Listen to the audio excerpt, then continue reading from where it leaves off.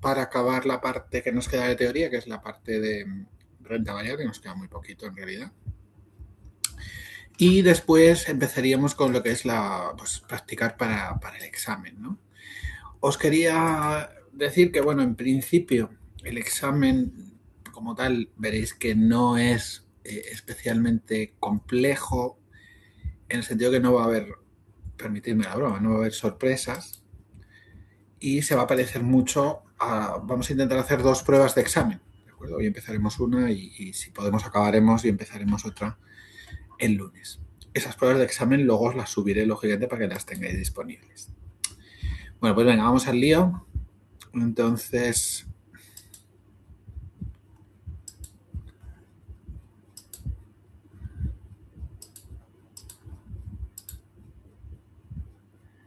aquí estamos. Bueno,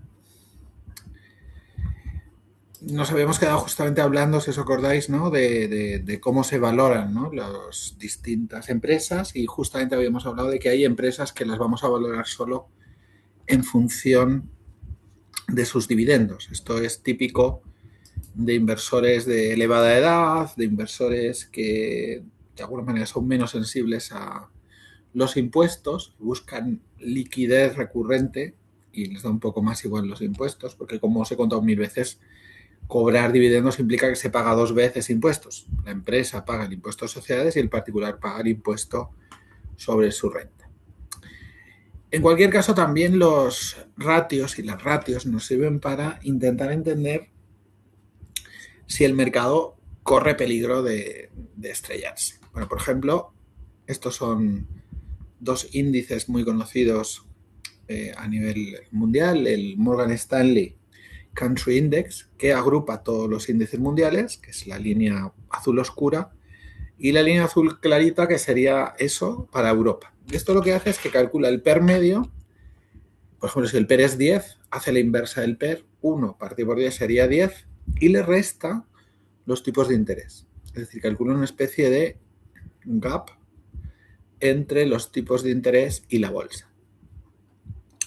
Y como veis, pues efectivamente, cuando se producen verdaderas locuras, cuando la rentabilidad de la bolsa supera en más de 14, 10, 12 puntos, veis que hay un momento loco que esto se va al 14% más de rentabilidad en la bolsa que en los tipos de interés, pues el mercado se hunde. Y también, como veis, razonablemente, cuando la rentabilidad, cuando el gap entre la renta fija y la bolsa es muy pequeño, ahí hay que comprar bolsa, ¿de acuerdo?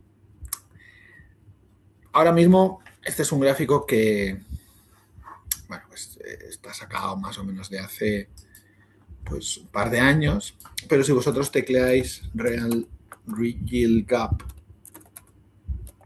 Stock Market, podéis perfectamente acceder a este indicador casi en tiempo real.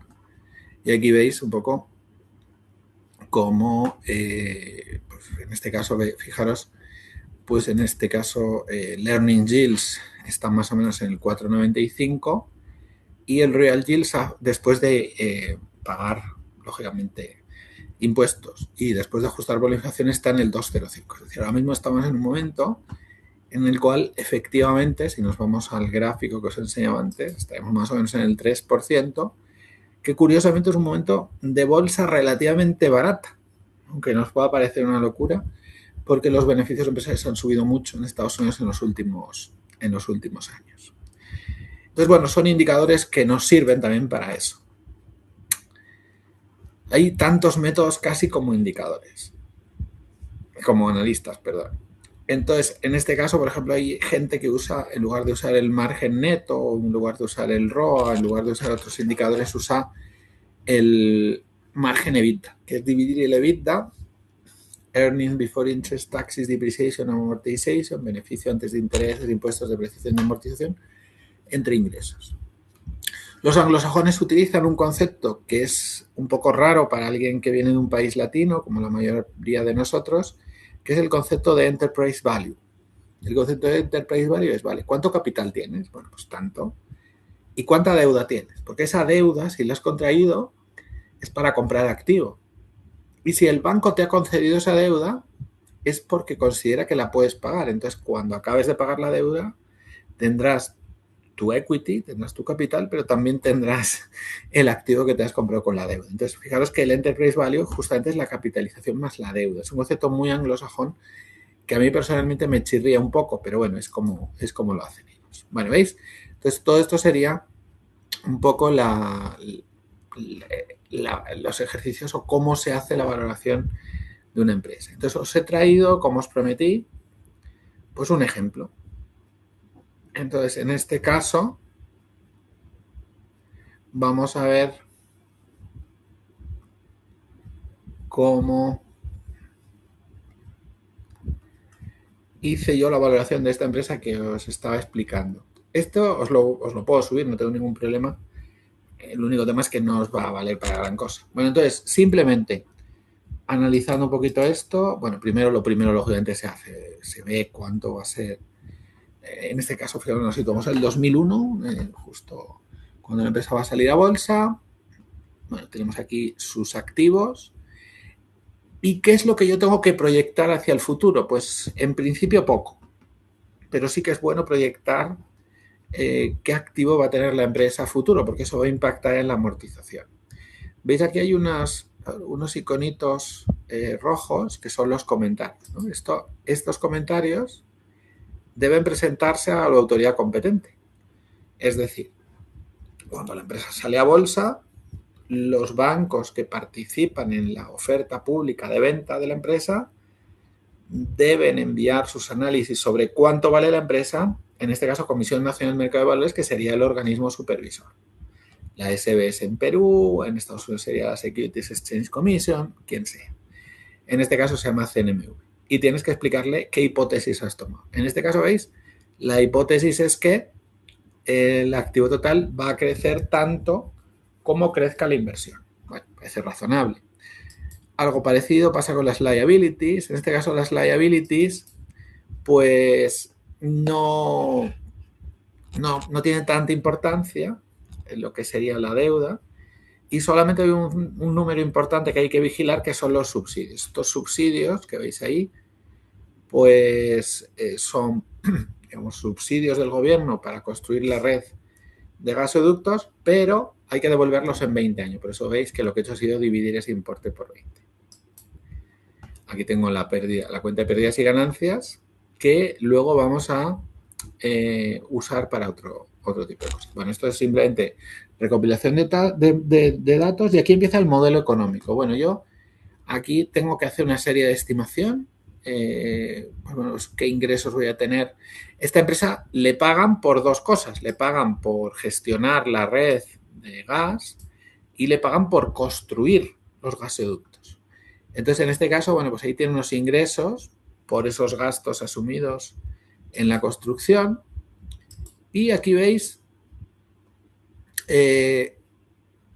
comparo cuántos ingresos obtiene la empresa con cuánto dice otras empresas que le han pagado a esta empresa. En este caso, como su único cliente es Gas Natural, pues Gas Natural dice que le ha pagado 174,72 y la empresa dice que le han pagado 173. Una diferencia muy pequeña que puede deberse a que una empresa contabiliza con un criterio de devengo y la otra con otro. En cuanto a la depreciación de activos, pues hay que hacer una serie de estimaciones. Veis que aquí, en este caso, lo que dice la empresa que va a depreciar los activos no cuadra con mis expectativas de depreciación. Bueno, entonces, ¿qué se hace? Bueno, pues nada, vamos a ir paso por paso. Tengo que reconstruir todos y cada uno. A ver, qué me estáis preguntando por ahí. A ver. El Excel no está en la plataforma. ¿Queréis que lo suba? Pues si queréis ir siguiéndolo. Lo voy a subir después de la sesión, pero no me importa. Lo pongo en el tema 4, ¿de acuerdo? Pero lo voy a guardar aquí. Vale, gracias. Nada. Os lo pongo. A ver. Pues si queréis ir siguiéndolo. Entonces, en este caso, lo pongo aquí en la unidad 4. Recursos complementarios. Aquí os he puesto ya dos mock exam para ir practicando. Y creo que lo he puesto en descargas. Aquí.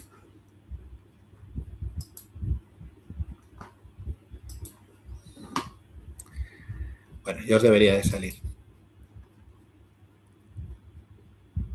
Bueno, entonces, como os estaba explicando, pues aquí tenemos que hacer una serie de hipótesis con nuestra valoración, y es qué ingresos yo voy a tener por esta compensación financiera por mis gastos. Es decir, a mí me pagan en función de que yo construya gasoductos, y como para construir esos gasoductos voy a tener que tomar deuda, pues eso me lo van a tener que pagar.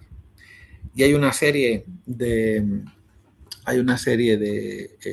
parámetros que estaban en la ley. Aquí veis cómo en el comentario, aquí, está también los tipos de interés, y aquí lo veis, ¿no?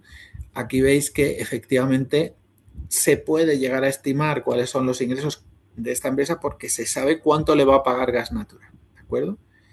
Entonces veis aquí que yo puedo más o menos llegar a estimar cuáles van a ser los ingresos por compensación financiera, por lo que le van a pagar otras empresas o el Estado por la construcción de intereses. Y aquí fijaros, los tipos de interés en España en ese momento están en el 5,22.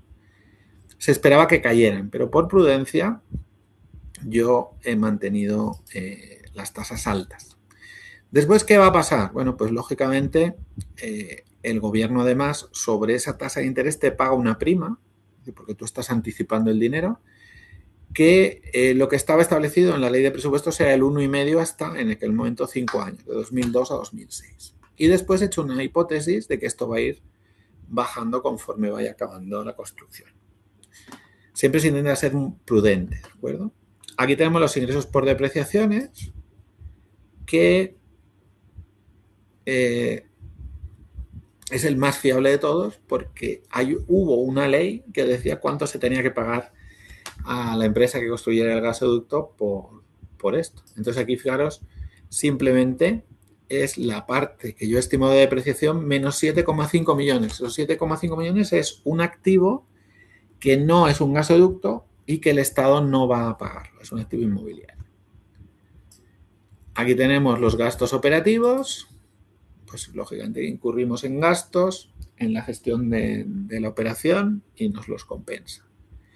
Aquí tenemos los gastos, los ingresos internacionales. España, la empresa Enagas, pues también, vamos a decirlo así, gestiona la red de Portugal, o una de las redes de Portugal, y obtiene una cantidad de dinero por ello, en este caso 7,7 millones.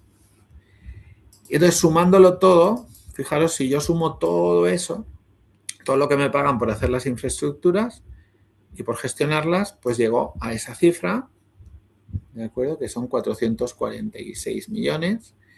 Y es muy importante estimar cuánto supone eso sobre los ingresos. Entonces, en este caso, veis que yo lo que he hecho ha sido calcular cuál es el porcentaje de crecimiento, y tiene que ser coherente. Es decir, al principio es más fácil crecer, pero, si os acordáis, no sé si os acordáis, en el 2006, 5 años después de empezar la operación, la empresa, digamos, ya tiene construido las grandes redes de infraestructura, ya ha llegado a las principales ciudades, y, como veis, ahí el crecimiento pasa de doble dígito, los ingresos, a solamente dígito.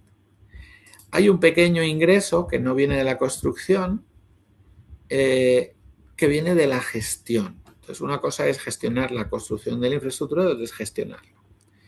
Aquí, en aquel momento, no había la ley, no estaba establecido por ley, había incertidumbre, pero luego ya sí que salió.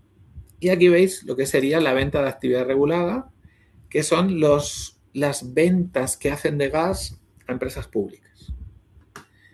Entonces, bueno, pues ahí tenéis un poco la evolución. Veis que aquí se produce una caída de los ingresos, que es sustancial al hecho de que cada vez va a haber menos empresas con el gas subsidiado, ¿no? Bien, y con esto calculamos todos los ingresos, sean por infraestructura o no, y además, como os acabo de explicar, tenemos que imputar en 20 años esas subvenciones, ¿no? ¿Os recordáis que hemos dividido entre 20? Ingresos diferidos son ingresos de una operación que ha hecho el Enagas a largo plazo con el gobierno de Argelia, y también tiene unos pequeños ingresos, ahora mismo son 2 millones de euros, que viene del hecho de que la empresa de la que planta el gasoducto está también plantando fibra óptica, y eso en su momento le permitió ser el segundo proveedor de fibra óptica de España. Ahora mismo eso le supone 2 millones de euros, y como es una partida pequeña, hemos supuesto que se va a mantener. Bien, ya tenemos el modelo de ingresos y aquí tenéis el modelo de depreciación.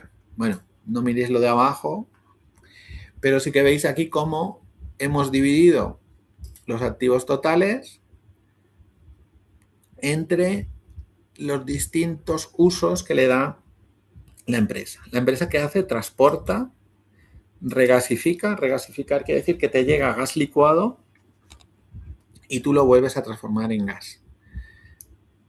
Después hay activos de almacenamiento y luego otro tipo de activos que puede ser, por ejemplo, inmuebles.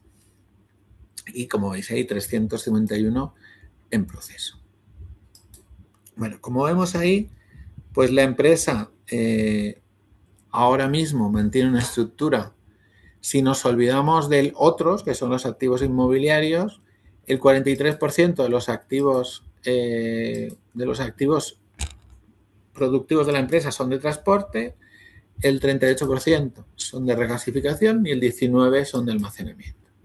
Entonces, sobre eso, fijaros, multiplicando los activos que son computables, los que me van a acabar pagando, por el tanto por ciento, obtengo cuántos activos son de transporte, regasificación y almacenamiento.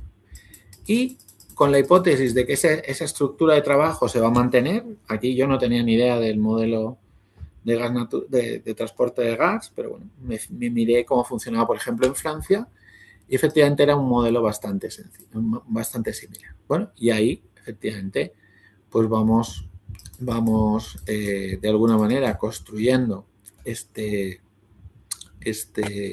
hoja con los nuevos activos. ¿Cómo se construye?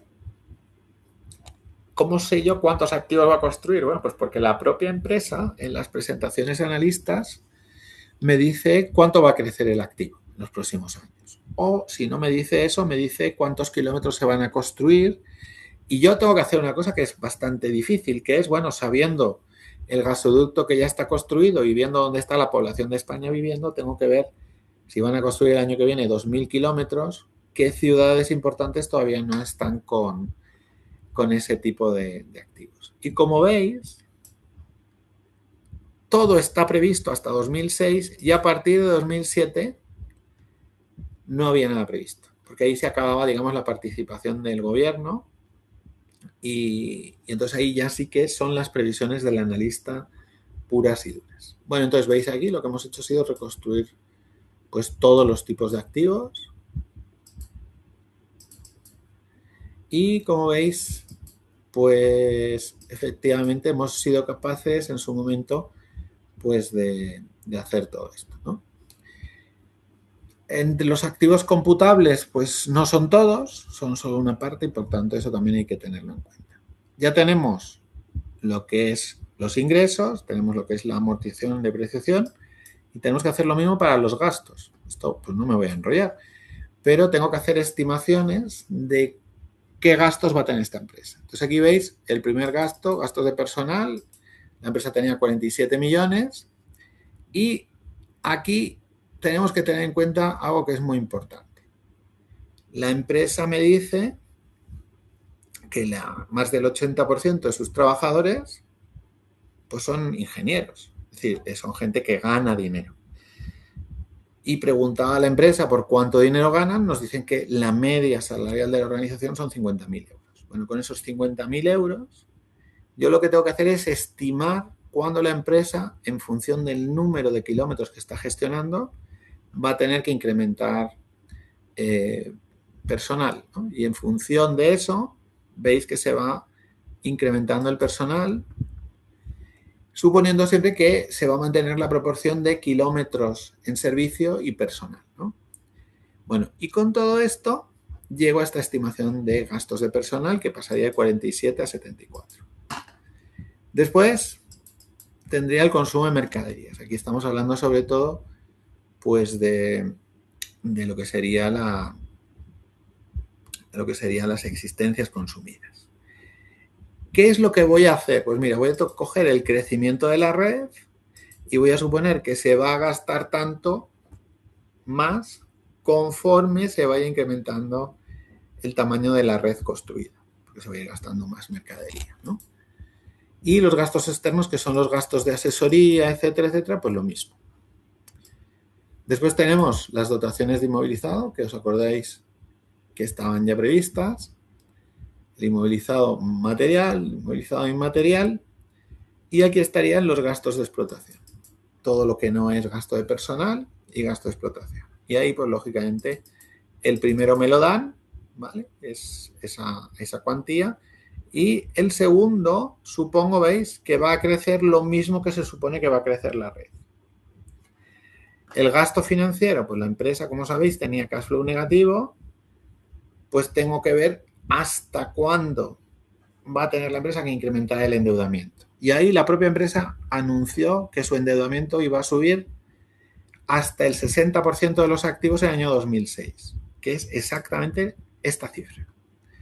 Una vez que se alcanza esa cifra, la empresa ya tiene cash flow positivo y, por tanto, ya su deuda no se va a incrementar, se va a ir reduciendo poco a poco.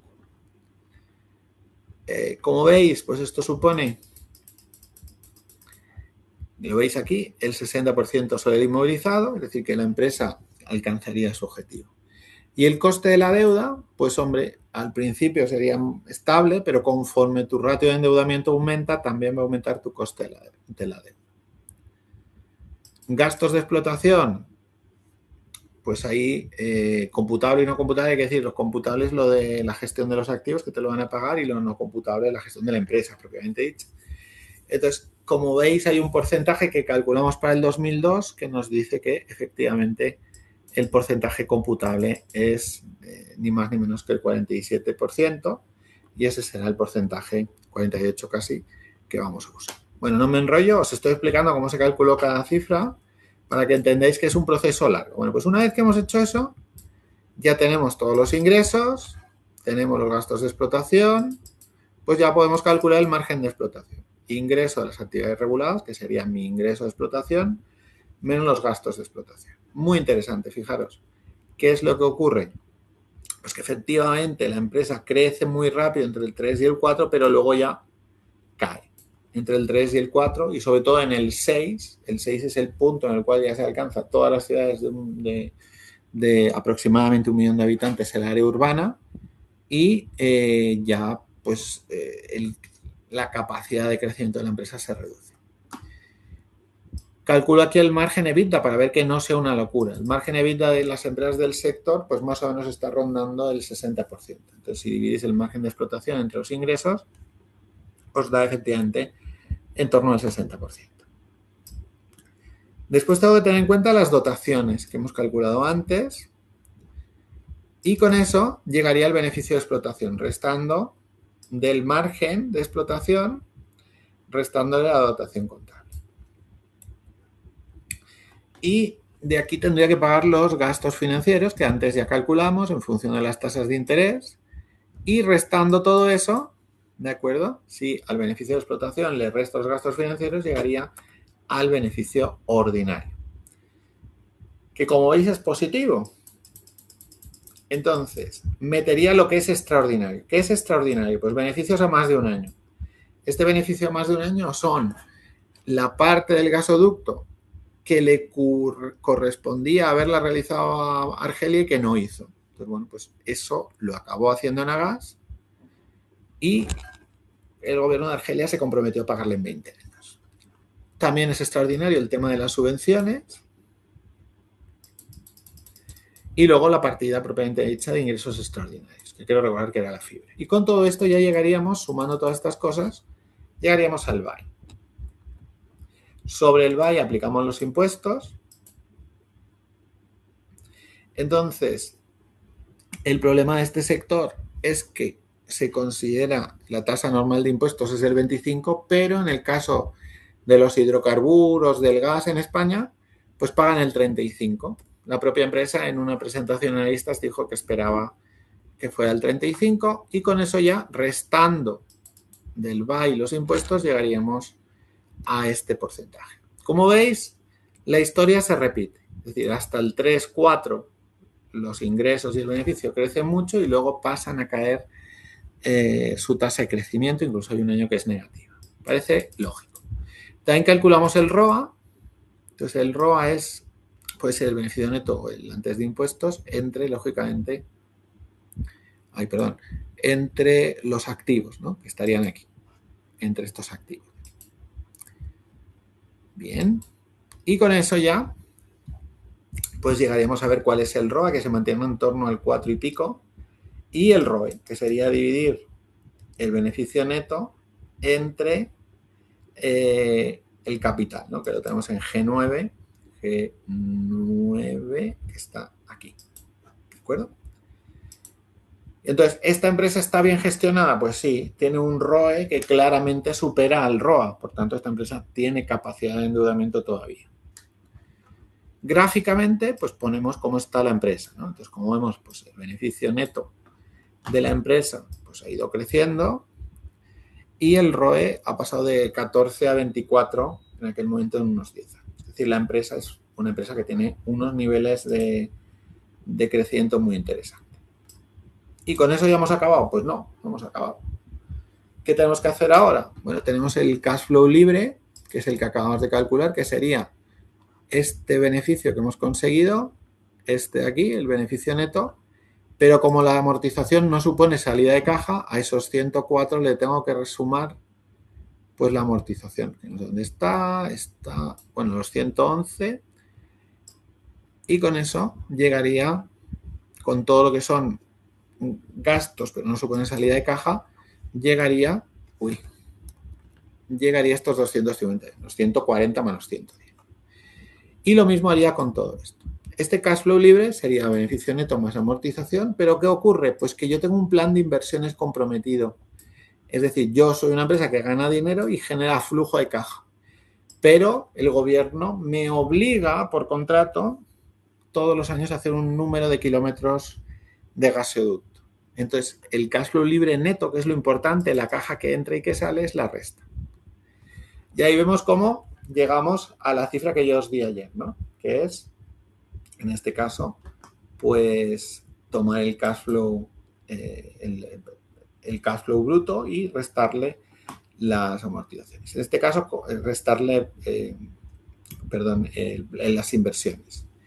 En este caso, el plan de inversiones me lo da el gobierno, pero imaginaros que esto fuera una empresa privada, esto fuera el Banco Santander. Este dato es prácticamente imposible que la empresa te lo dé, porque claro, tú le preguntas, oye, ¿y tu empresa en qué va a invertir el año que viene? Bueno, pues eso es un dato muy sensible. Normalmente las empresas pues no lo dan. El analista financiero, que conoce muy bien a la empresa y que seguramente está todo el día hablando con relaciones con inversores en este caso, de Banco Santander, pues tiene que, de alguna manera, ser capaz de hacerse una idea de qué va a hacer, en este caso el Banco Santander, con el dinero ganado, con el beneficio. El Banco Santander en el primer trimestre, en el segundo trimestre, perdón, de este año ha ganado, en estos dos primeros trimestres, ha ganado unos 9.000 millones de euros con un cash flow de unos 12.000. Bueno, pues yo ahora tengo que pensar qué va a hacer el Banco Santander. Se lo va a dar a sus accionistas, lo va a repartir como dividendos, lo va a invertir en mercados donde no está y quiere estar, va a comprarse algún banco en los sitios donde ya está. Entonces, todo eso pues sería un poco la filosofía, entender la filosofía de lo que la empresa quiere hacer con este dinero que está generando. Entonces, normalmente el plan de inversiones solamente se pueden acercar a aquellos analistas que verdaderamente conocen muy bien a la empresa y están de alguna manera permanentemente en contacto. Y una vez que tenemos eso, pues ya se trata simplemente de descontar los flujos. Entonces, descontar los flujos quiere decir que yo voy a calcular el valor actual neto de todo esto. ¿Cómo se calcula el valor actual neto? Pues descontando estos flujos, como veis ahí, por 1, dividiendo en este caso por 1 más la tasa elevado a 8. Entonces, esto, en este caso a 8, porque es el octavo año. Entonces, como vemos, pues efectivamente la empresa con estos supuestos valorativos pues alcanza una valoración entre 1.800 y 2.400.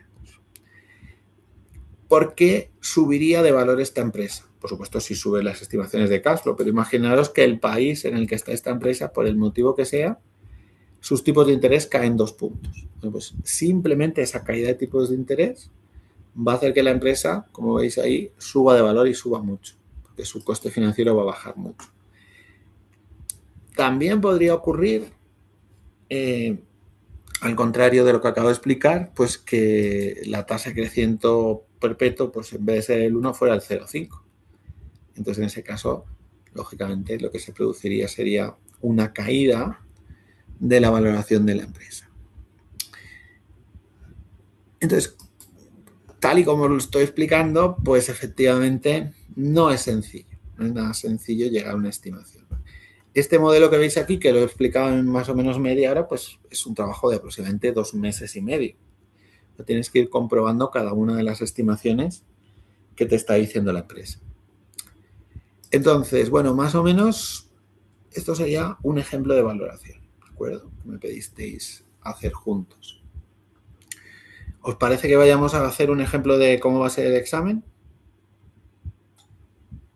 Yo creo que sí, por Sí, favor. profe. Vamos. Sí, Sí. profesor. Venga, a lo que nos dé tiempo. He subido 2. Vamos a empezar por el que pone mock exam a secas. ¿De acuerdo? Por supuesto, el examen lo podéis hacer con Excel. No hay ningún problema en eso. Y yo le doy mucha importancia también a que expliquéis, ¿no? Expliquéis lo que hacéis. Yo a veces puedo ver que los números están bien, pero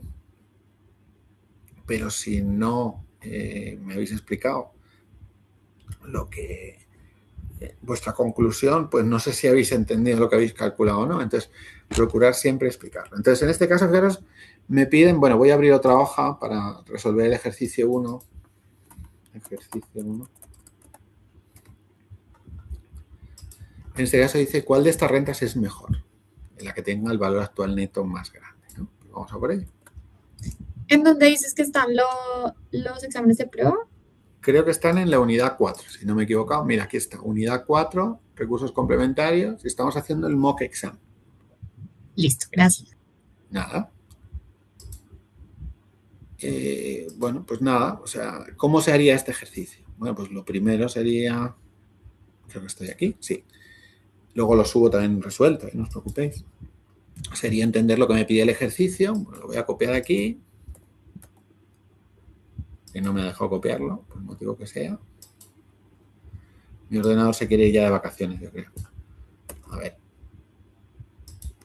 Vamos a ver. Voy a hacerlo más grande.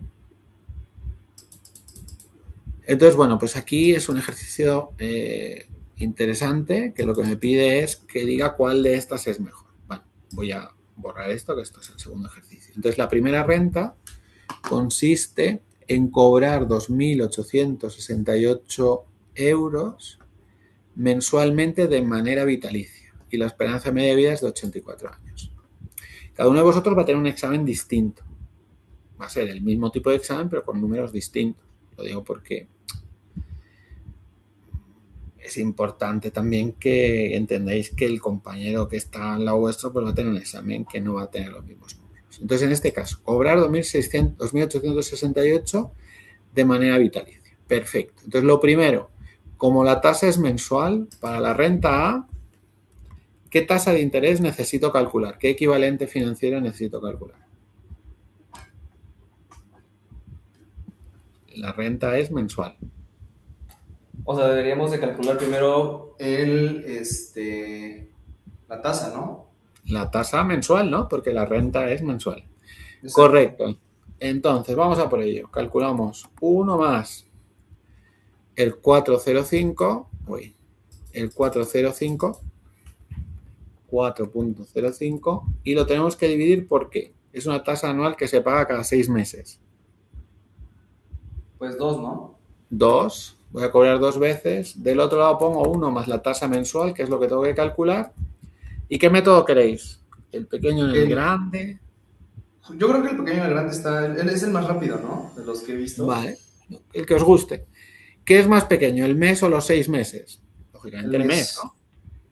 Entonces lo tenemos que elevar al número de meses que hay en 6 meses. Por tanto, elevamos el mes a 6. Y aquí ya pues podemos despejar, ¿no? Sería 1 más 4,05% elevado a un sexto y menos 1. Y ahí tendríamos la tasa mensual. ¿No le faltó el entre 2, profe? Sí, me faltó el entre 2, lo escribí, pero luego no. Muchas gracias. Ahí está. Ahí está, 0,3347%. Y ahí es donde ya usaríamos la renta, como me dice que es la que tenga el valor actual más alto. Usamos la fórmula de rentas, valor actual, que sería VA, valor actual. Y tengo que seguir las instrucciones. A ver, ¿qué tasa? Pues hombre, la tasa que acabo de calcular. Número de periodos. Pues vamos a ver, me dice que es vitalicia y se espera que esta persona fallezca a los 84. Pues 84 menos los 26 años que tiene. ¿De acuerdo? Como es mensual, tengo que multiplicar por 12, ¿no? ¿Vale?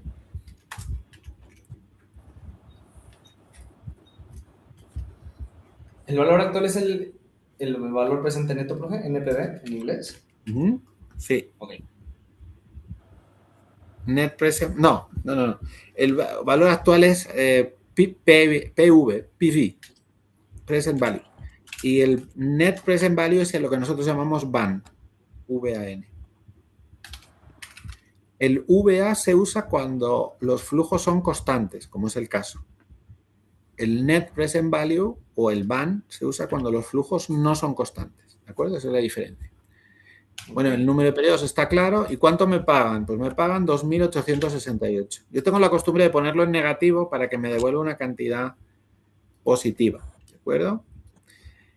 Valor final, pues no nos dice que vaya a haber ningún valor final, ningún pago final, ni nada por el estilo, y tampoco nos dice que la renta sea prepagable. Por defecto, si no nos dice nada, es postpagable. Entonces, ¿cuánto vale esta renta? Pues esta renta vale esa cantidad, 773.171,88. No sé si lo habéis seguido. Un segundo. ¿Podría abrir la fórmula, por favor? Claro. ¿Prefieres así? ¿Así? Así está bien, profe, sin problema. Fueron uno de los clanes políticos que más celebró en Colombia ganar la primera vez. Marta Peralta, la senadora indígena más votada de Colombia. Top 3. Hermes, traes el micrófono abierto. Sí, alguien tiene por ahí, estamos oyendo la tele o la radio colombiana, ¿no? Algo habrá pasado. Entonces es el interés. Es que está restando los 84 años con los 26. Ya, con razón. Claro, es una renta vitalicia, se espera que viva hasta los 84 y ahora tiene 26, ¿no? Los 84 menos 26 por 12 y lo último sería el pago, que es menos esta cantidad. ¿Os da eso? Ya. ¿Sí? Bueno, ya lo tenemos. Entonces, esto es la primera renta. Segunda renta. Esta renta se compone a su vez de dos. Primero, cobrar trimestralmente hasta la jubilación, a los 67 años, y luego 2.915 euros hasta el fallecimiento. Perfecto. Entonces, aquí tenemos varios problemas. El primero es que son dos rentas distintas, ¿no? Una se va a cobrar entre los 26 y los 67 y luego otra se va a cobrar entre los 67 y la muerte, ¿no? Que en principio son a los 84 años. Y el segundo problema que tenemos es que la renta es trimestral, por tanto necesito calcular en este ejemplo, pues la tasa trimestral. ¿Me seguís? Siempre hay que calcular la tasa al periodo en el cual estoy haciendo el ejercicio. Entonces, en este caso sería igual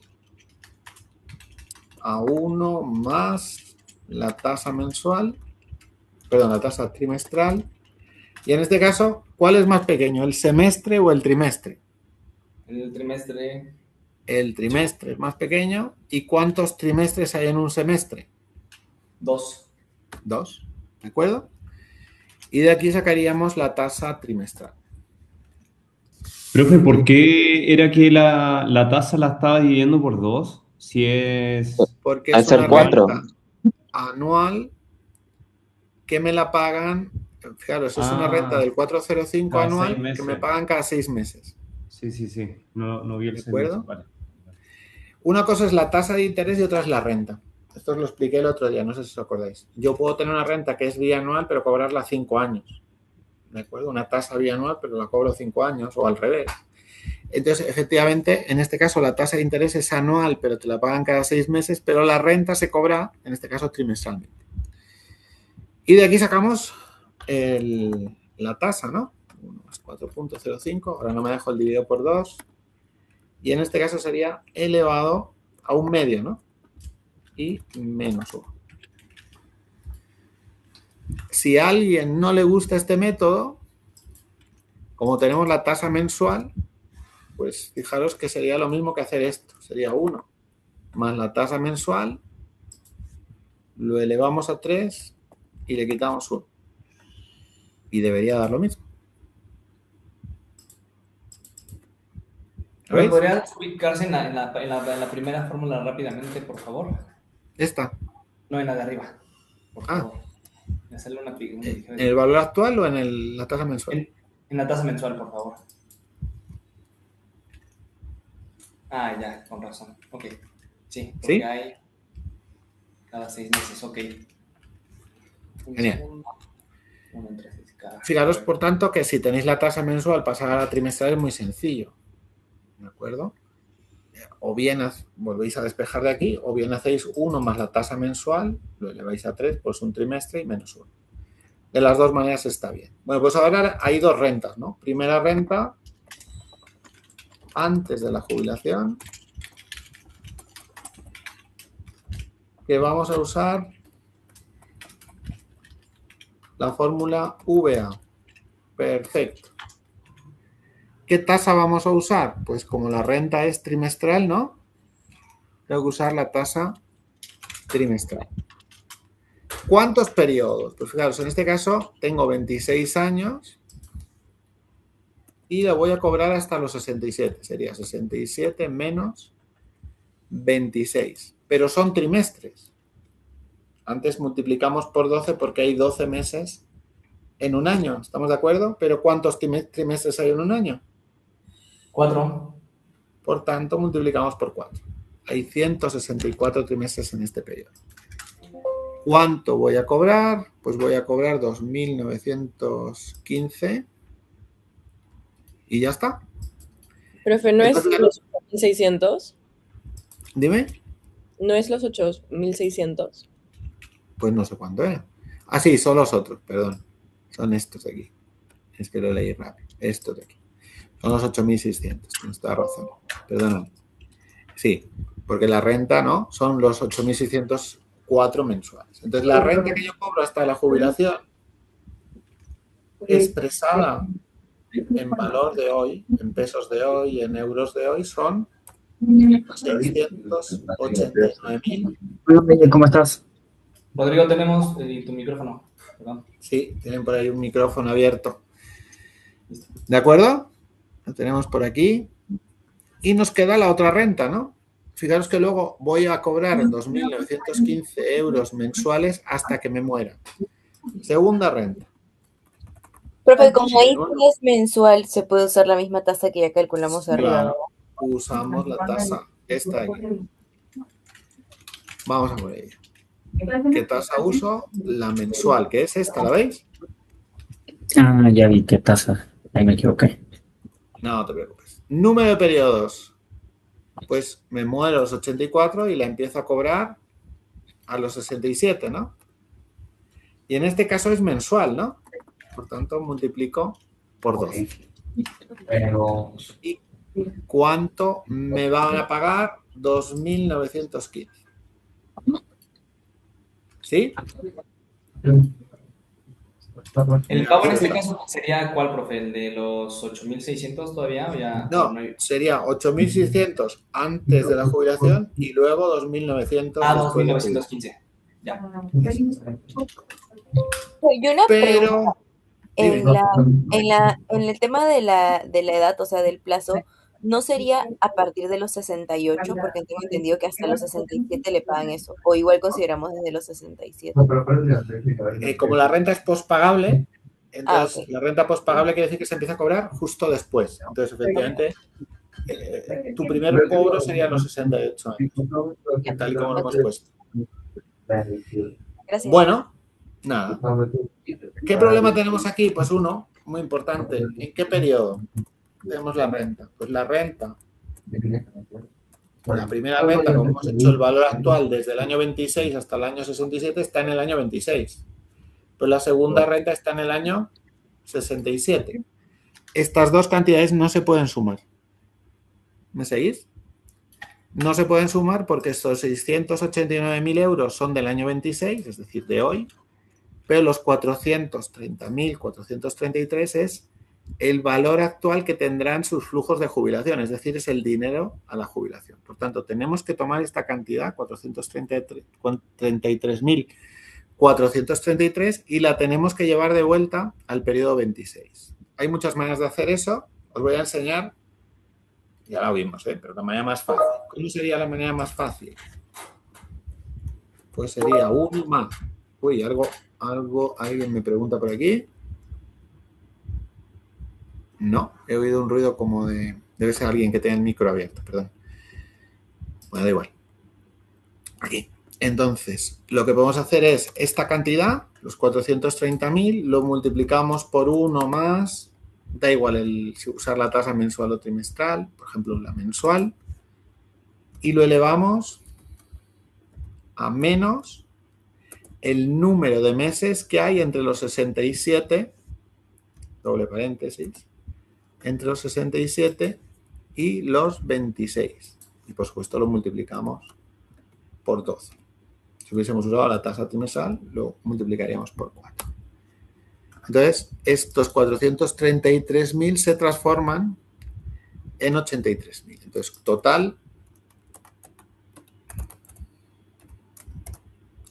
serían los 689.000 más los 83.000. Fijaros que esta renta es ligeramente peor, ¿lo veis? Que la primera renta. Profe, ¿me escucha? ¿Sí? Profe, una pregunta, ¿por qué, o sea, esos 83.000 es porque los está trayendo a valor presente? Claro. Estos 430.000 están valorados en el momento en que empieza la renta. Y esa renta empieza cuando me jubilo. ¿De acuerdo? Pues lo que he hecho con esta fórmula es traerme esos 430.000 con la tasa mensual de vuelta hacia el año 26. Porque yo lo que no puedo hacer es sumar dinero del año 67 y del año 26. Hay otra manera de hacerlo que os puede gustar, que es usar la fórmula VA. Por si alguien quiere hacerlo. En el caso VA, pues lo que hacéis es ponéis la tasa, en este caso la tasa hemos quedado que era la tasa mensual, esta creo que es, a ver, sí, esa, número de periodos, pues vuelvo a hacer lo mismo, ¿no? 67 menos 26 por 12, no hay pagos, no hay ningún pago, es una cantidad que quiero llevar hacia atrás, y si le dais a aceptar, uy, le tengo que poner la cantidad, estoy yo, bueno, ponemos aquí el valor final, que es lo que yo quiero descontar, que son, bueno, con un menos, 430.000. Y ahí veis que nos va a devolver exactamente la misma cantidad. Es decir, o lo hacéis como lo he hecho yo, multiplicando por 1 más la tasa elevado a menos el número de periodos, o usáis la fórmula valor actual. De las dos maneras os va a dar lo mismo. Profe, una pregunta. ¿Esa fórmula que hicimos ahorita en la de arriba, es la misma que utilizamos para los el discounted cash flow, ¿no? Me parece. Eso es. Lo mismo que usamos para descontar los flujos, ¿os acordáis? Y acumularlos. Es exactamente lo mismo. ¿Sí? Bueno, pues ya tenemos que la renta B equivale a 772.000 euros y la renta A equivale a 773.000. A ver quién está haciendo preguntas. Gladys, Yo. adelante. Sí, una pregunta. Lo que quiere decir esto es que después del transcurso de esos años va a valer menos. O sea, en el concepto, ¿qué es lo que Claro. pasaría realmente? Ajá. Vuelvo aquí. Entonces, quiere decir que estos 430.000 euros son dinero de dentro de 41 años. Y estos 680.000 es dinero de hoy. Lógicamente, 430.000 euros que tú vas a tener, pero dentro de 41 años, valen mucho menos que 430.000, ¿no? Porque seguramente con 430.000 euros dentro de 41 años podrás hacer muchas menos cosas que hoy. Bueno, pues estos son los 83.000. Teniendo 83.000 euros hoy, es el equivalente de 430.000 dentro de 41 años. Y esto que os puede parecer una locura, pensar lo que era el coste de la vida en vuestro país hace... Vosotros no habéis vivido 41 años, seguramente ninguno, pero hace 20 o 15 años cuando teníais recuerdos y hoy. ¿De acuerdo? Y seguramente el coste de la vida ha subido incluso más que eso. ¿Hasta aquí vamos bien? Sí. Sí. Genial, somos unos genios. Una pregunta. Dime. Perdón, en el examen habría que desarrollar, aparte de los cálculos, como que la redacción sobre la Tienes que respuesta explicar. de lo que vamos a elegir. Ok, hay que explicar. Okay. Entonces, ¿por qué, por ejemplo, habéis hecho esto? ¿Vale? ¿Por qué habéis llevado esta tasa del año 67 al 26? ¿Vale? O sea, yo lo que estoy interesado es que me expliquéis un poco cuál es el proceso mental. El número, al fin de cuentas, te lo puedo calcular el Excel. Yo lo que quiero es que verdaderamente expliquéis que lo habéis entendido para entendernos, ¿de acuerdo? Vale. Perfecto. Pues nada, nos queda muy poquito. Nos queda, en este caso, en lugar de todo eso, sería 37.000 anual y luego 664.375 en un único pago. Aquí tenemos un pequeño problema, porque fijaros que la tasa que tengo es el 405 anual, pero pagadero cada 6 meses. Luego esta tasa no es efectiva, ¿no? Esto ya lo discutimos varias veces. Entonces tengo que convertir esa tasa en tasa anual. Entonces, ¿qué puedo hacer? Bueno, pues nada. Sería 1 más 4.05% dividido por 2 igual a 1 más la tasa anual. Que podemos llamar también TEA o TAE, como queráis. En este caso, que es más pequeño. Esto es semestral y esto es anual. ¿Qué es más pequeño, el semestre o el año? Semestre. El semestre. Y lo elevo a 2 porque hay 2 semestres en un año. Y de aquí ya sacaría la tasa anual. Que por supuesto va a ser 1 más 4.05% dividido entre 2 elevado a 2 y menos 1. ¿Por qué se elevaba a 2? Porque tengo semestres. Una vez que yo he dividido por 2, la tasa... 2 semestres en un año. Ya. ¿Perdona? 2 semestres en un año, ¿no? 2 semestres en un año. Por eso te decía que lo que tengo son semestres y lo tengo que pasar al año. Entonces, como vemos, pues nos da 409. Si nos gusta este método, pues por ejemplo tenemos el trimestral, pues si yo hago 1 más la tasa trimestral, que es el 101, lo elevo a 4 porque son trimestres y le quito 1, nos da la misma tasa. Me vais siguiendo, ¿verdad? Os estoy dando métodos alternativos que son más fáciles. Una vez que habéis calculado el primer equivalente, luego ya el resto es muy fácil. ¿Esas fórmulas nosotros podemos tener como una tabla de fórmulas o hay que memorizarlas todas? No es que tengas tabla de fórmulas, es que estas fórmulas no existen. ¿Te acuerdas que la matemática financiera tiene establecido las fórmulas hasta el año y a partir del año hay que deducirlas? ¿De acuerdo? No, digo que estos cálculos, que digamos que usted no está dando el orden de que hay que multiplicar o elevar, o sea, digamos que uno pudiese hacer como una tabla de las Tú fórmulas dependiendo del caso o no, puedes usar lo que quieras en el examen. Pero como en apoyo. principio, sí, yo no tengo problema. Ok. ¿De acuerdo? Lo importante es que lo entiendas. El resto, como quieras. Bueno, ¿y qué más? ¿Y qué más?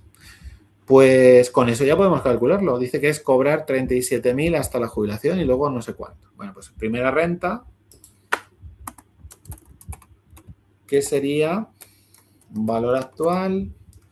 Usamos la tasa que acabamos de calcular. Número de periodos, pues creo que era hasta la jubilación, ¿no? Si no recuerdo mal. Sí, entonces 67 menos 26. No hace falta hacer nada más, daos cuenta, porque me está diciendo que ya es anual. Por tanto, no hay que multiplicar por nada. ¿Y el pago cuánto es? Pues 37.284. De aquí saco que esta renta equivale a 735.000. ¿Y en qué momento está esto valorado? Pues cuando el señor tiene o señora tiene 26 años. Vamos con la segunda renta. La segunda renta es que me pagan una cantidad fija, ¿no? Que es esta cantidad. Bueno, pues vamos a la segunda renta. Entonces lo que vamos a hacer, pues por ejemplo, con la fórmula VA, la tasa 409, número de periodos, pues como en este caso es desde el año 67, pues sería de los 67 a los 26, voy a ponerlo así para que lo veáis más claro, número de periodos, y el pago es un pago único, ¿no? En este caso no hay pagos, pues lo que estamos haciendo es cobrarlo de una todo. Y el pago es 364.375. ¿Vale? Esto sería lo mismo que tomar los 364.000, perdón, 375, lo multiplicamos por 1 más la tasa, que es el 409, y lo descontamos 41 años hacia atrás. Da lo mismo. El total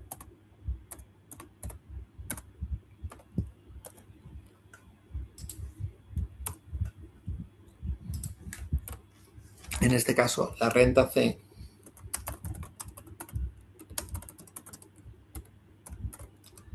es la más atractiva.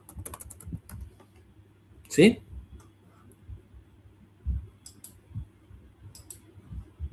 Vamos a guardarlo antes de que ocurra una desgracia. 23 del 07 sol. Bueno, ¿estamos bien? La segunda renta, no, eso, la fórmula. Me dice, fíjate que voy a cobrar 364.000 en un único pago, ¿no? Entonces, lo puedes hacer con la fórmula de valor actual, la desgloso aquí, pones la tasa anual porque te estás yendo hacia atrás en el tiempo. Claro, y como es un pago único, es valor final nomás. Valor final nada más. Ya. O bien, tomas el valor, lo multiplicas por 1 más la tasa y lo elevas a menos 41. Las dos son exactamente lo mismo. ¿Y por qué 41? Porque es la diferencia entre 67 y 26. ¿De acuerdo? Vale. ¿Sí? Pues nada, vamos con... Dime. ¿Podría poner ese resultado nada más para ver? El resultado. Ahí está. Bueno. Vale, sí. Esa es otra forma, ¿no? Para sacarlo nada más. Sí, son las dos maneras. Yo esta la veo más fácil, tal vez. Pero también se puede hacer, sí. Profesor, ¿esto se podría subir para tenerlo? Claro. Luego, Muchas gracias. Se lo subo, claro. Bueno, pues... Profe, perdón, entonces, Sí. como decía anteriormente, todos los cálculos tenemos que ir poniendo por qué lo hicimos y qué demuestra. Claro, en este caso, 735.000 lo has calculado, perdón, lo has calculado así porque es una fórmula, es una renta constante que dura de tal año a tal año. ¿Ya está? Y uso la tasa anual porque el pago es anual. Eso es lo que quiero que me digáis, ¿de acuerdo? para Ah, ver que... solo ver la qué conclusión entonces, profesor. No tenemos Solo- por qué poner, porque, no sé, dividimos entre dos y hay 2 semestres en un año. Eso no lo tenemos Eso, que en explicar. principio no deberíais, pero lo importante es que yo sepa que vosotros habéis entendido el proceso, que no simplemente habéis cogido la plantilla de Excel o le habéis pedido a Gemini que lo haga por vosotros, perdonadme la broma, y que no habéis entendido nada. Entonces yo estoy interesado en que me demostréis que lo habéis entendido, simplemente quiero eso. Entonces, por ejemplo, en este caso, pues si vosotros me explicáis cómo habéis llegado a estas dos cifras, pues ya es suficiente. Entonces, ¿cuál sería mejor? Pues este caso sería 805.000, ¿no? ¿Vamos bien? Sí. Bueno, Listo. pues en este caso tenemos esta empresa, que es la que tenemos que hacer análisis de balance, que es Louis Vuitton.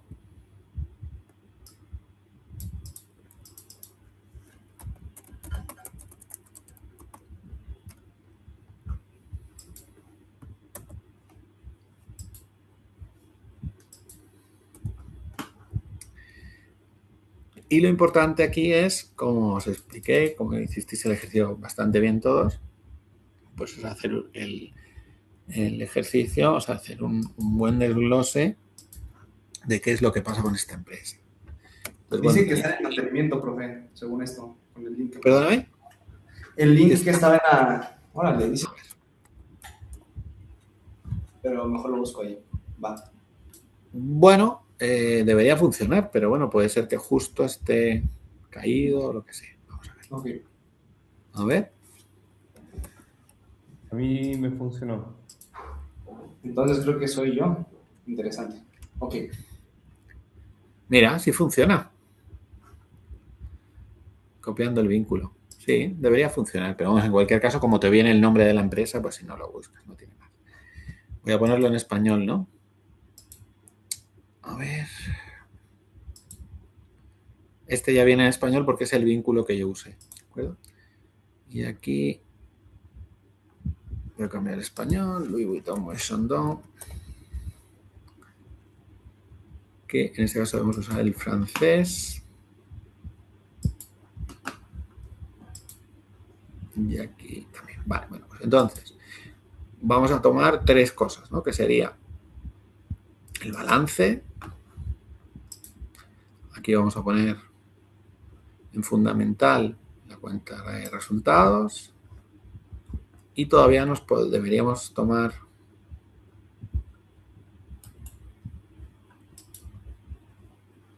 ratios, ¿de acuerdo? Entonces aquí tenemos los tres escenarios. Bien. Como siempre, ¿por dónde empezamos? Pues siempre empezamos analizando el activo no corriente, ¿de acuerdo? Siempre se tiende a ver si la empresa invierte o no invierte. Veis aquí que aparece que no está desglosado dentro de lo que es el activo material, que es lo primero que vamos a hacer. No aparece desglosada ni el activo material bruto, ni aparece desglosada la amortización acumulada. ¿Esto por qué puede ser? Pues puede ser por muchas cosas, pero habitualmente cuando ocurre eso es porque ha cambiado la norma y todo lo que había, por ejemplo, de amortización no es comparable con lo que tenemos. En cualquier caso, deberíamos tomar esas tres partidas: planta, propiedad y equipo, inmovilizado, material bruto y la amortización acumulada. Y analizamos lo que se pueda. En este caso, es aquí. Empezamos por activo no corriente y empezamos por activo material bruto. Activo material neto, perdón. Material neto, que es lo que pone planta, propiedad y equipo. Planta total. Y ahí, bueno, pegamos esto. Y vamos a explicar que la segunda sería el activo bruto, es decir, sin tomar en cuenta las amortizaciones. Y lo último es la amortización. En la amortización se puede calcular un ratio que, si os acordáis, es muy interesante, que es cómo de viejo está el activo. Y eso simplemente es dividir la amortización acumulada entre el activo bruto, es decir, cuánto yo he amortizado y el bruto, que es cuánto yo pagué por él. En este caso, como veis, el activo está relativamente joven, ¿no? está amortizado al 30%. No es que sea una amortización muy alta. Y esto sería 2021 seguramente, 2022.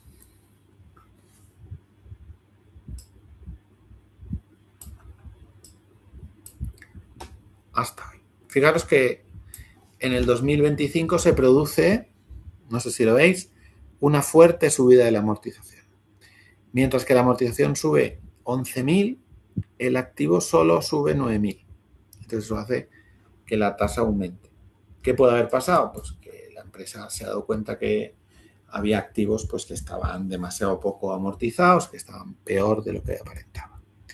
La otra cosa que se puede hacer es calcular las tasas de incremento, ¿os acordáis?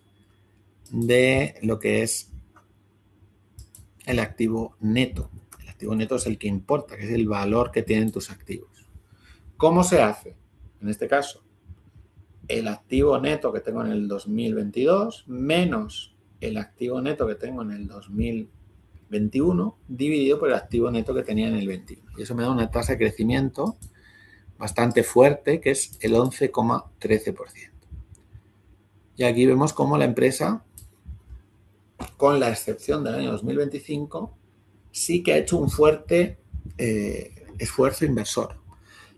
¿Me seguís? Es decir, la empresa ha invertido mucha plata, que nos empieza con un activo neto de 33.000 y acaba con un activo neto de 44.000. Por tanto, eso es casi un 50%, ¿no? En 5 años. Por tanto, la empresa, con la excepción, os escribo esto un poco para que os sirva de referencia, ¿no? De 2025, ha hecho una fuerte inversión.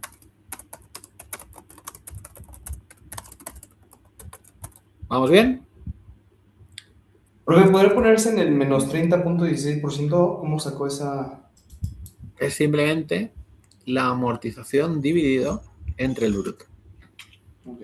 Amortización. Ok, listo. Profe, ¿cómo lo hacía para pegar más rápido lo de investing? ¿Esto? Sí, simplemente escojo las filas, Claro. le doy a botón derecho, copiar, Ajá. y normalmente lo mejor es que te pongas donde te quieras poner, por ejemplo aquí, y le des a pegado como valor, pegado especial, como texto, Claro, como ya. valor. Perfecto, sí, porque queda corrido si no. Vale. ¿De acuerdo? Sí, sí, sí.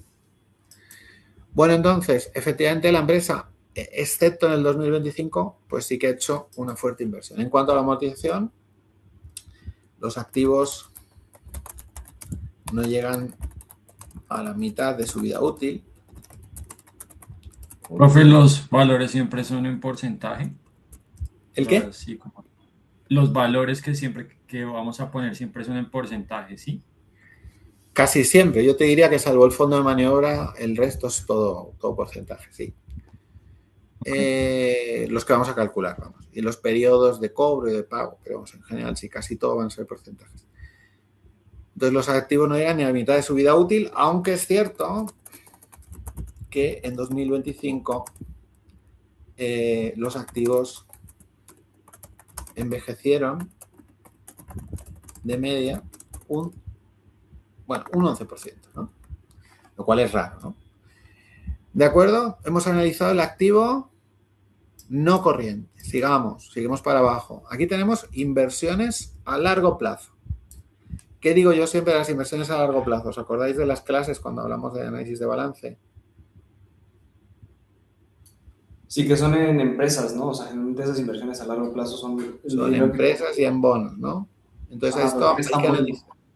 Claro, hay que analizarlo con mucho cuidado. Esto es una empresa que los accionistas le han dado el dinero para que haga bolsos, para que haga perfumes, para que haga productos de lujo, ¿no? Bueno, pues la empresa el año pasado destinó 3.000 millones de euros a comprar inversiones a largo plazo que no es el negocio de la empresa, ¿de acuerdo? Que nadie se enfade con lo que voy a decir. Fijaros, 3.108 millones de euros, si lo comparamos con los activos totales, es un 2 y pico %. Para esta empresa no es nada. Pero sí que es cierto que debemos analizarlo para ver si tiene sentido o no. Entonces, lo primero, hombre, pues si yo soy el accionista, estoy un poco enfadado porque le he dado el dinero para que haga productos de lujo y compre acciones de Microsoft.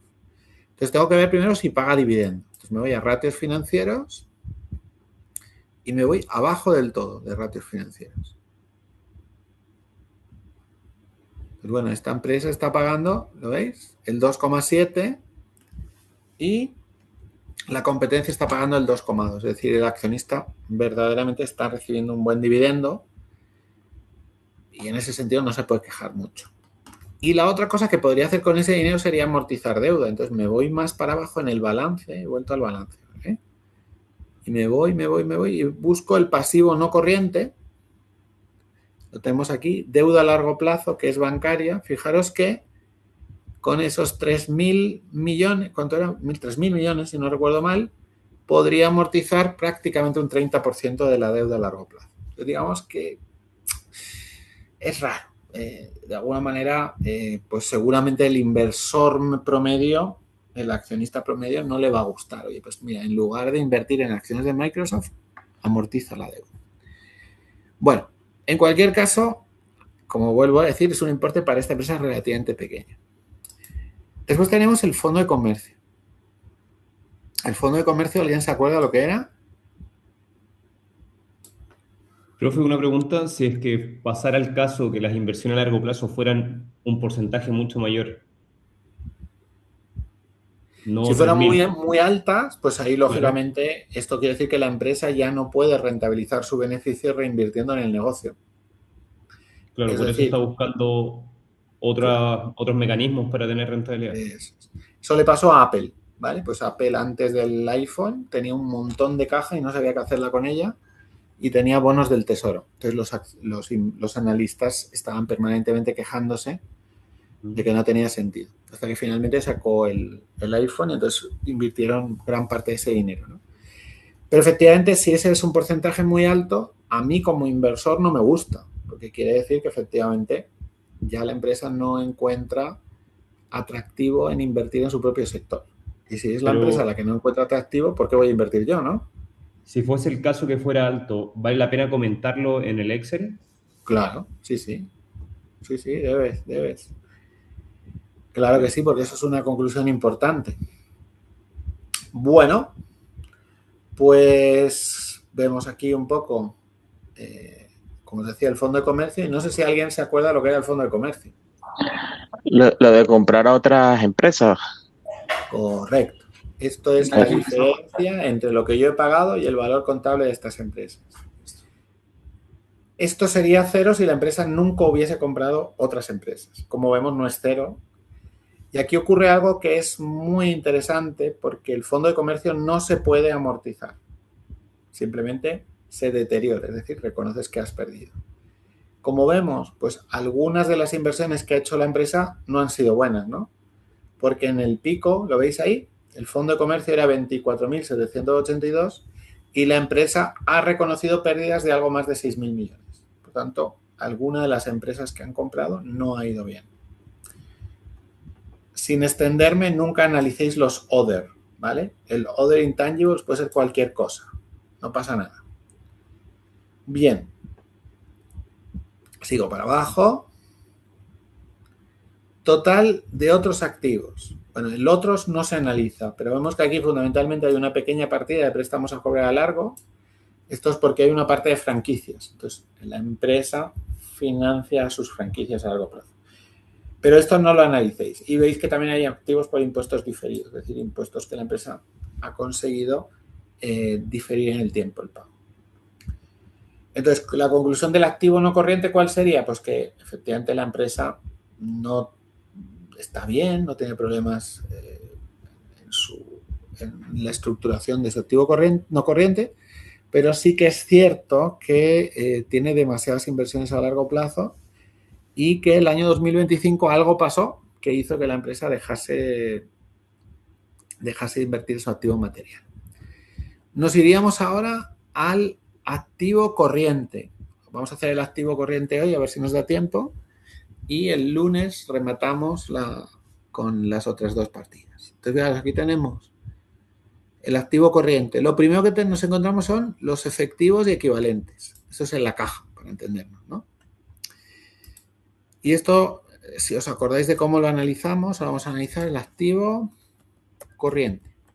Lo primero que se analiza es la tesorería.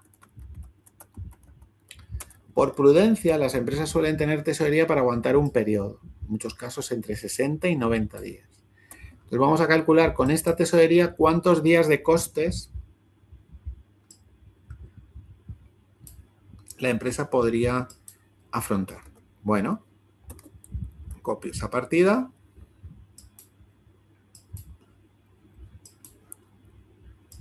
Esto ha sido copiar la tesorería, no he hecho nada más. Y lo que quiero saber es cuántos días podría aguantar. Ahí. Tengo que hacerlo así, ¿no? Ahí. Y como quiero estimar cuántos días puedo aguantar, voy a dividir eso por el coste de ventas. Aquí voy a calcular el porcentaje y aquí voy a calcular los días de coste de ventas. De cuántos días de coste de ventas yo podría pagar con mi tesorería. Entonces, el coste de ventas, ¿dónde lo encontramos? Pues lo vamos a encontrar en la cuenta resultados. En la cuenta resultados y, veis aquí, en este caso lo llama coste de ingresos. Tomo esta partida y lo que hago es que divido una entre otra. ¿De acuerdo? Estos son el coste de ventas y lo de arriba es la tesorería que tenemos. ¿Qué porcentaje tenemos? Pues tenemos 8.021 dividido entre 20.335, que nos da un 39,4% de ventas. Profe, la tesorería es efectivo, ¿verdad? La tesorería es efectivo o casi efectivo, es decir, cualquier cosa que se puede transformar en dinero en menos de un día o en un día. Y si multiplicamos este tanto por ciento entre el número de días que tiene el año, nos va a dar esos días. ¿Cuántos días yo en el 2021 podía aguantar sin ingresar nuevo dinero? Bueno, pues podía aguantar 143 días siguiendo llevando mi producto al mercado, ¿no? Y hoy tengo 117. Lo normal, entre 60 y 90. Esta empresa tiene una política de tesorería muy conservadora. Es muy conservadora con su tesorería. Cuando hagáis el TFM, pues seguramente esto será una de las cosas que os preguntará el tribunal. Oye, ¿y qué stock de seguridad tienes? Bueno, pues normalmente se maneja entre 60 y 90 días. En este caso veis que tiene 117 y venimos de 143. Es una locura. La empresa puede sobrevivir prácticamente pues 5 meses casi sin hacer, bueno, 4 meses sin hacer uso de esto. Entonces, sin ingresar nuevo dinero. Seguimos para abajo y tenemos aquí uno que es muy importante, que es cuentas por cobrar. Esto es lo que me deben los clientes. Los anglosajones lo llaman receivables. Entonces vamos a calcular. Lo voy a llamar clientes, que es la manera más estándar, pero bueno, si no cuentas a cobrar, lo pongo de las dos maneras. Y esto lo tendré que comparar con las ventas. Y también aquí puedo calcular los días del periodo medio de cobro. Periodo medio de cobro. Y nada, pues nada, vamos a por ello. No sé si le llegue a dar a copiar. Esperemos que sí. Ahí está. Después, las ventas las sacamos de la cuenta de resultados. Son estas de aquí. 64.000. Y simplemente copio la fórmula de arriba.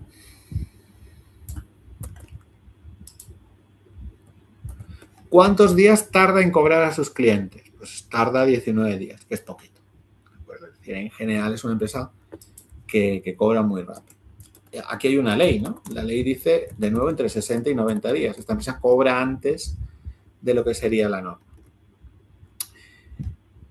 Después, ¿qué más cosas hay en el activo corriente? Pues lo que tenemos muy importante es el inventario, y más en una empresa de lujo, porque el inventariar, si tú produces algo y no lo vendes, esto es muy dependiente de la moda, ¿no? Entonces, por tanto, podría ser que acabases por no venderlos. Entonces ponemos aquí inventario,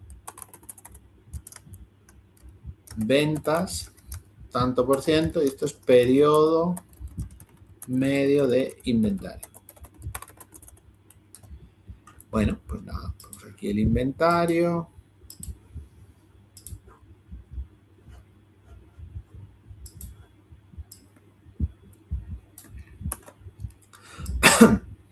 Y nada, sacamos aquí. Aquí no hay ley, perdón, ni nada, perdón, lo he copiado sin querer. Y aquí está el gran problema de Louis Vuitton, ¿no? ¿Cuántos días tardamos en cobrar? Pues una vez que hemos vendido la mercancía, la media son 19. Habrá franquicias, habrá clientes empresariales, no lo sé. Pero el problema es que desde que acabamos de producir hasta que cobramos, pasan 19,57 días. Por tanto, necesito financiar nada más que, en este caso, 19,57 más 102. Es muchísimo. Necesito financiar 121,92 días. ¿Me estáis siguiendo?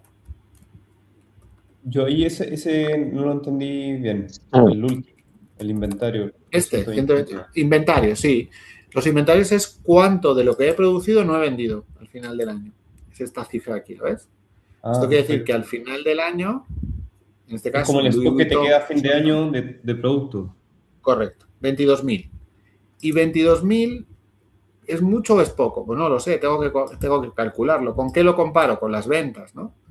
Entonces resulta que a final de año, como ves ahí, Louis Vuitton tiene el 28,04% de sus ventas del año sin vender. O dicho de otra manera, podría con su mercancía no vendida estar vendiendo durante 102 días. Da igual cómo lo digas. Pero en cualquier caso eso hay que financiarlo, ¿no? Porque va a estar en el almacén. Por tanto, fijaros que lo que necesito financiar es lo que le financio a los clientes, que son 19 días, y lo que los inventarios pasan una vez producido, son 102 días. Eso se llama necesidades de financiación. ¿Con qué tengo que comparar eso? Con dos cosas. Con los proveedores, ventas, tanto por ciento,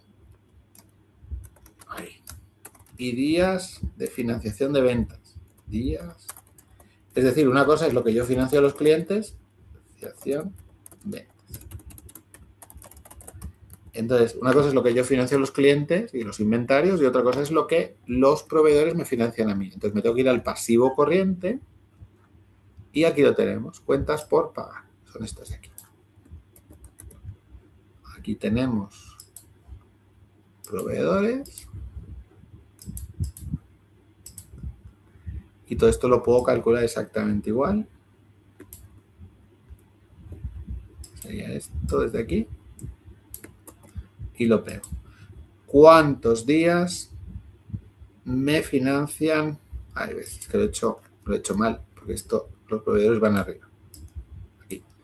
¿Cuántos días me financian a mí los proveedores? Pues los proveedores me financian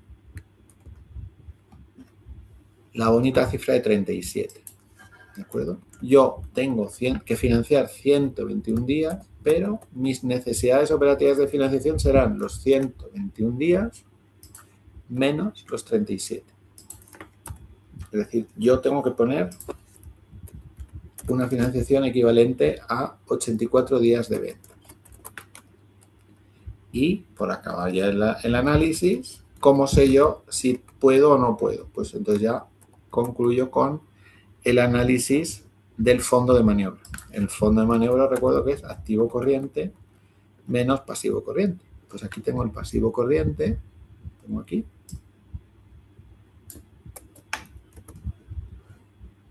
Pasivo corriente, que es este aquí.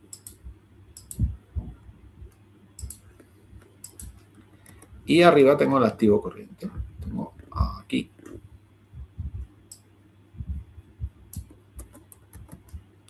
Esto es lo que se va a convertir en dinero antes que acabe el año, menos lo que tengo que pagar antes de que acabe el año. Y ahí efectivamente hago la diferencia entre el activo corriente y el pasivo corriente. Y vemos que la empresa tiene una posición muy, muy excedentaria. En este caso, tenemos una posición excedentaria de 17.763. Y si calculamos cuántos días de ventas son esos, pues dividimos por ventas, calculamos en tanto por ciento y en días. Entonces, días de financiación, fondo de maniobra. Estos son los días que me permite vivir el fondo de maniobra una vez que estoy con este activo corriente. Entonces, fijaros que lo bueno que tiene esta empresa es que NOF menos fondo de maniobra es muy pequeñito, porque las NOF me dicen que tengo que financiar 84, pero mi fondo de maniobra me permite financiar 80. ¿Me seguís todos? Entonces, efectivamente, es una cifra muy, muy pequeñita. Es una cifra perfectamente asumible por una empresa del tamaño de Louis Vuitton Moet Chandon. Es cierto que el gran problema de esta empresa está aquí, en el inventario. Pero a pesar del inventario, como veis, pues la empresa tiene razonablemente una posición holgada. Bueno, hemos analizado el activo, corriente y no corriente, y un poquito el pasivo corriente, porque hacía falta hacer esto. Y si os parece, el lunes ya rematamos la faena. ¿Alguna duda antes de acabar? Ahora voy a subiros esto, antes de nada. ¿Cuánto tiempo vamos a tener para responder el examen? El examen se va a colgar, creo recordar que es el viernes hasta el domingo, ¿no?